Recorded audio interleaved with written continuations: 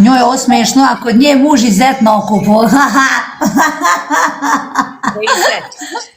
Pa ne zet, ljudi, kako zet? Njoj je ovo smešno, a kod nje muž i zeta, nije zet, nego sestriće dožđe. Bivši muž i sadašnji muž. To da, jeste, ali mi je malo čudno jer je Aleksandra, da vam objasnim, ušla, žena ima momka, sve to kao, jeli, ajde da pričamo, imao ženu, on, rastavila se žena, otišla kod njenog bivšeg muža, ova sad slobodan, on žive zajedno javno, sve tako da je to luda kuća.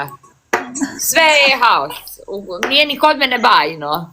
Aha, ne, bivši muž, sadašnji muž i dečko. Dobro, Aneli voli malo od mene da potprca, a ja nju neću.